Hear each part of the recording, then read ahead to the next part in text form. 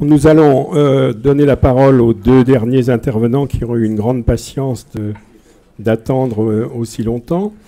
Je vais d'abord demander à M. Rafik Chélid, ancien secrétaire d'État aux affaires sécuritaires en Tunisie, de nous parler de ses expériences et des solutions qu'on peut envisager à propos de la sécurité et du terrorisme.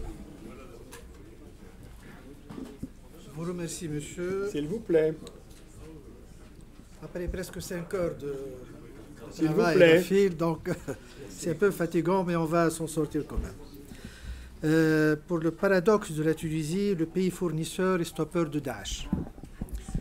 Je vais aborder le sujet, objet de notre colloque, principalement sous l'angle sécuritaire. Mais vu le fait que la Tunisie a été d'un côté le pays déclencheur de cette onde dénommée printemps arabe, et de l'autre elle se distingue encore comme étant le pays qui réussit le mieux ce processus de transition, malgré les effets secondaires redoutables qu'il a engendrés, je tiens à préciser que cette distinction n'est pas le fruit du hasard, car la Tunisie est un pays riche d'une civilisation de 3 fois millénaire, ayant toujours exercé une grande influence sur le cours de l'histoire dans ses différentes stations, phéniciennes, romaines, chrétiennes, arabo-musulmanes, sunnites comme chiites, et même à l'époque moderne avec l'abolition de l'esclavage en 1843 avant la France et les États-Unis, et dans l'émancipation de la femme avec Bourguiba, le Jugurtha qui a réussi à donner corps aux idées éclairées de Khaireddin Bâcha et de Tahar Haddad. Notre pays a été également un pays précurseur dans le mouvement syndical international à travers le leader syndicaliste Farhat Hached. La question qui nous hante tous est celle de mesurer la marge de manœuvre dont nous disposons pour endiguer les nuisances collatérales et neutraliser les méfaits ravageurs de cet événement capital du XXIe siècle qu'est le printemps arabe. La Tunisie constitue une citadelle et un rempart contre l'avancée de Daesh. En plein affrontement direct avec les terroristes, l'action de notre pays n'a pas uniquement des retombées de portée nationale, mais internationale. En effet, aux portes de l'Europe, l'effort de la Tunisie profite considérablement au vieux continent, qui ne pourrait gérer la situation une fois la Tunisie tomberait aux mains des daéchistes. Il faut toutefois ne pas oublier que mon pays est encore en pleine phase de transition, soumis aux défis qui caractérisent la période post-révolutionnaire. La chute du régime autoritaire de Ben Ali était prévue, même si elle a été précipitée par la fuite du dictateur. C'était le peuple tunisien, ses forces vives, notamment sa jeunesse, ses syndicats, ses avocats, sa société civile, et non les partis politiques de l'opposition qui ont maintenu une pression croissante sur le régime. Parti de Kasserine, de Sidi Bouzid, voire même de Gafsa en 2008, le processus révolutionnaire a gagné Sfax, puis Tunis, la capitale, pour exprimer le refus du peuple tunisien pour un régime qui a perdu son essence républicaine, basculant dans une sorte de dictature au service d'une famille régnante. Ce régime autoritaire qui avait réussi à maintenir une croissance de 4 à 5% par an en moyenne, n'a pas réussi à répartir équitablement les richesses entre les régions et les classes. Le chômage endémique, surtout parmi les jeunes, notamment diplômés, la détérioration du système de l'enseignement, la prolifération de la corruption sont les principaux indicateurs de l'essoufflement d'un régime dictatorial, mais il constitue aussi un lourd héritage pour la phase post-révolutionnaire. Si le terrorisme a bien pu frapper la Tunisie avant la Révolution, il n'a jamais été en mesure d'élire domicile. Ce n'étaient en fait que des actes isolés, dont certains relevaient de ce qu'on convient d'appeler terrorisme d'État. Il apparaît quelque part paradoxal que la Tunisie ait pu y échapper, sachant que d'une part, son voisin l'Algérie y a été le théâtre pendant au moins une décennie qualifiée de sanglante, et de l'autre, l'existence d'une menace terroriste permanente en provenance de Libye. C'est au cours de son histoire récente que la Tunisie a connu des actes terroristes isolés, dont on relève au moins 2 opérations d'envergure qualifiables de terrorisme d'État. Il s'agit de l'attaque perpétrée par Israël contre le siège du commandement général de l'OLP à Hammam-Chat en octobre 1985. Cette opération a eu lieu 5 ans après celle perpétrée contre la ville de Gafsa en janvier 1980 par un commando composé d'éléments tunisiens réfugiés en Libye, endoctrinés, entraînés, financés et armés par le régime de Kadhafi. Cette opération est revenue en mémoire avec ce que venait de vivre la ville de Ben Guerden le 7 mars 2016, où le groupe formé d'éléments tunisiens inféodés à Daesh et venant également de Libye avait subi un revers similaire à celui subi par le groupe ayant attaqué la ville de Gafsa en 1980. L'accalmie qui a toujours caractérisé la Tunisie n'a pas été perturbée qu'au cours de l'année 1995, au moment où notre voisin, l'Algérie, était en pleine lutte contre le terrorisme islamiste. 2 attaques seulement ont eu lieu à intervalles de quelques semaines, et ce contre 2 postes avancés de la garde nationale. La vigilance sécuritaire était efficace, mais ne pouvait l'être à 100%, et c'est tout à fait compréhensible. Sinon, comment expliquer l'avènement d'actes terroristes dans des pays reconnus comme grandes puissances disposant de moyens technologiques, d'arsenaux et d'effectifs armés nettement plus importants que les moyens très modestes de la Tunisie. C'est toujours dans cette logique que s'inscrit la découverte d'un fief d'éléments terroristes à Soliman, qui envisageait des attaques à l'encontre d'institutions symbolisant la souveraineté, et ce, au cœur même de la capitale, donnant lieu à un affrontement au cours duquel des éléments terroristes ont été éliminés et d'autres traduits en justice. Cependant, l'acte qui a eu le plus d'impact sur l'économie tunisienne, notamment le secteur touristique, était l'opération terroriste perpétrée à Djerba en 2002, dans le périmètre de la synagogue El-Ghriba, où 17 personnes ont trouvé la mort, parmi lesquelles 11 touristes. C'était l'œuvre d'une cellule relevant du groupe tunisien combattant, un produit d'Al-Qaïda aguerri sur le front afghan.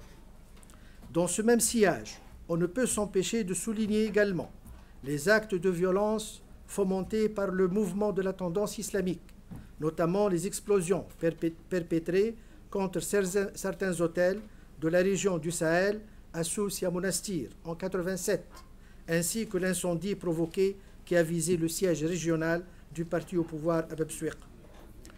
Quant aux actes terroristes à l'ère post-révolutionnaire, après le départ de Ben Ali le 14 janvier 2011, la Tunisie s'est retrouvée dans une situation de précarité sur le plan politique, économique, social, mais surtout sécuritaire. Le balbutiement qui a caractérisé cette période n'est pas propre à la Tunisie, mais représente une caractéristique commune à toute révolution. Certains faits prépondérants ont marqué cette période, à savoir des martyrs continuent à tomber, la désertion d'un certain nombre d'agents des forces de sécurité, le limogeage de dizaines de cadres sécuritaires du ministère de l'Intérieur, la fuite massive de prisonniers, l'émigration clandestine de 25 000 Tunisiens en 10 jours depuis les côtes vers Lampedusa. Il s'ajoute à ce climat sombrant dans l'instabilité l'amnistie générale décidée par Mohamed Ghannouchi, alors Premier ministre, et qui avait permis à des criminels, mais également à des terroristes, de se retrouver libres. Une décision ayant eu pour conséquence de faciliter la formation à nouveau de cellules terroristes à l'intérieur du pays, comme la facilitation de leur redéploiement à l'étranger, notamment dans les zones de tension. Il est à noter que sur les 11 000 prisonniers qui s'étaient évadés des prisons, plus de 6 000 ont été réincarcérés, mais qu'un nombre important a regagné Lampedusa et dont beaucoup parmi eux ont été embrigadés et transférés en Syrie. Malgré ce climat, des élections libres ont pu être organisées, donnant naissance à une assemblée nationale constituante. Le pays était entré dans une nouvelle phase avec un gouvernement issu de la Troïka, mais en réalité sous commandement du parti Nahda, grand vainqueur des élections avec près de 42% des sièges. Malheureusement, la Tunisie est entrée dans une sorte de dérive en permettant au courant salafiste, djihadiste, extrémiste, dirigé par Abu Ayyad, Saïfallah Ben Hassin, lui-même bénéficiaire de l'amnistie, de s'implanter et de recruter des éléments terroristes amnistiés et d'attirer vers lui les éléments radicaux du parti Nahda. Cette organisation a pris la dénomination de Ansar al-Sharia. Ces cellules se multipliaient dans les régions montagneuses comme Jbel Shaambi ainsi que dans les villes. Les activistes de ce courant, qui appellent au rétablissement du califat, sillonnaient avec leur drapeau noir les artères et les carrefours des villes, confisquaient les mosquées en employant la force et mettaient des tentes de prêche dans les places publiques pour une raison de propagande aux fins de leurs idées takfiristes, et ce dans l'indifférence totale du gouvernement dirigé par Nahda. Avec la chute de Kadhafi, la situation s'est détériorée en Libye, ce qui a permis aux terroristes islamistes d'accéder aux armes et d'entreposer d'énormes quantités dans différents dépôts sur tout le territoire tunisien. La rumeur sur l'existence d'armes qui circulent a gagné l'opinion publique qui commençait à craindre le pire, particulièrement les attentats, et ce avant les découvertes successives de dépôts d'armes à travers les différentes régions du pays. Ces soupçons se confirmaient au fur et à mesure des opérations terroristes commises visant les forces militaires et sécuritaires, pour passer ensuite aux assassinats politiques. Face à ce péril, la société civile a commencé à exercer une pression sur le gouvernement en place, issu de la Troïka. Il a obligé, après l'assassinat de 2 leaders politiques, Chokri Belaïd et Mohamed Brahmi, au cours de l'année 2013, à déclarer Ansar al-Sharia organisation terroriste. Cette décision a poussé les chefs de cette organisation, impliqués dans les différentes opérations commises, à fuir le pays pour rejoindre la Libye, où le chaos s'y est installé. Certains avaient pris la direction de la Syrie, en vue de ce qu'ils appellent le djihad, alors que d'autres parmi eux étaient restés sur place pour s'organiser en cellules dormantes. Il semble que l'attaque perpétrée contre l'ambassade américaine a été déterminante dans le volte-face du gouvernement vis-à-vis de Ansar Sharia. Cette même organisation, avec la bénédiction de certains membres dirigeants extrémistes de Nahda, s'est attelée pour encourager le recrutement des jeunes et les envoyer faire le djihad en Syrie. Des mosquées ont été utilisées comme lieu de recrutement, épaulées par l'action de certaines associations et un tapage médiatique via des sites takfiristes et des réseaux sociaux glorifiant Daesh. Cette insouciance des pouvoirs en place rimait avec une complicité implicite. L'argent qui affluait de l'extérieur, à travers les multiples associations douteuses, était le nerf de guerre pour transférer les jeunes de Syrie via la Libye et la Turquie et leur payer des salaires à eux et des aides à leurs familles. C'était le chômage sévissant dans les rangs des jeunes, à peu près plus de 600 000, dont plus du tiers diplômés du supérieur, qui accentuait leur vulnérabilité face à ce processus diabolique qui leur propose un salaire et des avantages en contrepartie de leur embrigadement. C'est dans ce sillage que les attaques aveugles contre le musée du Bardo et l'hôtel impérial de Sousse ont pu être commises par de nouvelles recrues parmi les jeunes. Pour la stratégie globale face au péril, au niveau national, une lutte efficiente contre le terrorisme nécessite une approche globale dans le cadre d'une stratégie sécuritaire nationale. Elle devrait commencer par l'établissement d'un diagnostic déterminant les raisons profondes comme la pauvreté, la marginalisation, le chômage, l'aliénation culturelle, l'injustice sociale, la corruption et les effets ravageurs de la mondialisation, sans oublier le bafouement des droits de l'homme. Il en résulte que la lutte contre ce phénomène terroriste ne peut se restreindre à une réponse uniquement sécuritaire, malgré l'importance de cet aspect de lutte et de traitement. La stratégie à mettre en place devrait être globale, comprenant les aspects politiques, sociaux, économiques, culturels et religieux. Cela stipule la prise de décision et la mise en place de procédures innovantes, telles que la mise à niveau des appareils sécuritaires et militaires, en les adaptant aux nouveaux défis et menaces et en veillant à une totale coordination entre les différents corps.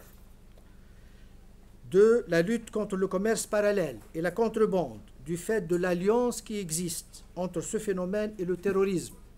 Il a été mis en évidence le concours de contrebandiers dans l'admission frauduleuse d'armes et d'éléments terroristes à travers la frontière tuniso-libyenne.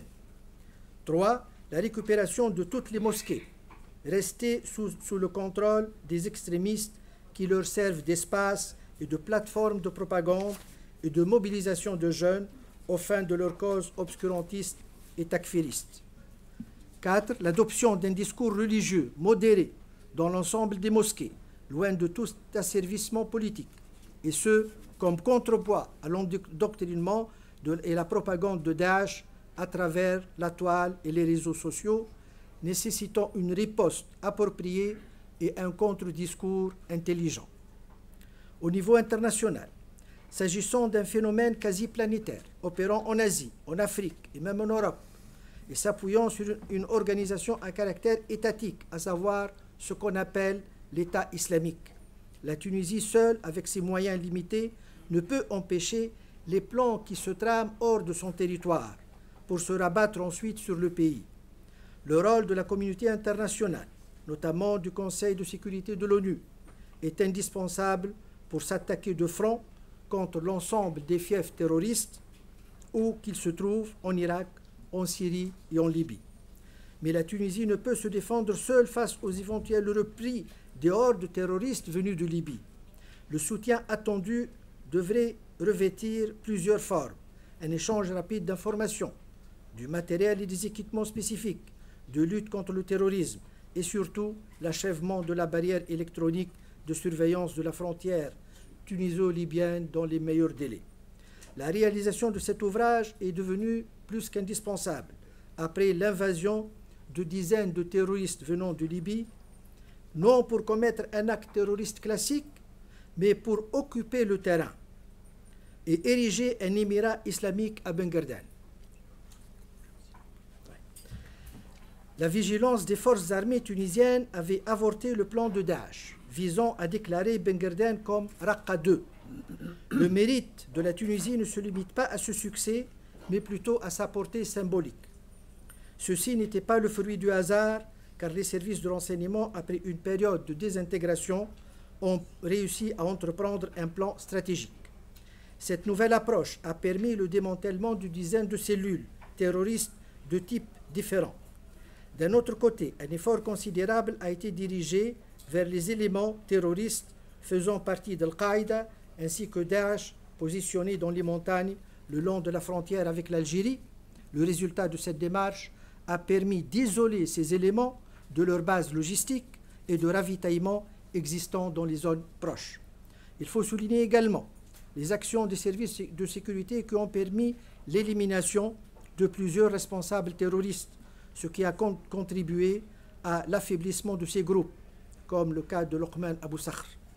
Les réussites sécuritaires successives, et particulièrement l'opération victorieuse de Ben Guerdane, nous permettent de dire que nos forces armées ont pu stopper Daesh. La Tunisie a pu avorter le plan diabolique de ce qu'on appelle l'État islamique, qui voulait cloner le scénario syro-irakien en Tunisie. En conclusion, l'expérience tunisienne dans le contexte du printemps arabe est unique. C'est le seul pays qui évolue vers la démocratie à pas sûr avec l'adoption d'une nouvelle constitution qui exprime l'attachement du peuple aux valeurs humaines et aux hauts principes universels des droits de l'homme, qui pose les fondements d'un régime républicain, démocratique et participatif dans le cadre d'un État civil où la souveraineté du peuple s'exerce à travers l'alternance pacifique au pouvoir par des élections libres. Cette réussite tunisienne a besoin d'être consolidée sur la voie d'un ancrage sans revers. Or, notre jeune démocratie affronte un certain nombre de défis et de menaces gravissimes, tels que le chômage, une lourde dette extérieure, ainsi que d'autres maux d'ordre économique et social, outre le phénomène terroriste. Dans ce sillage, nous estimons qu'un soutien conséquent et indéfectible, notamment de la part de notre premier partenaire économique, à savoir l'Union européenne, s'avère nécessaire et indispensable. L'Union européenne a un rôle important à jouer en direction de son partenaire privilégié qu'est la Tunisie, pour lui assurer un total succès en tant qu'unique cas de réussite dans ce qu'on a appelé le printemps arabe. Je vous remercie de votre attention. Merci,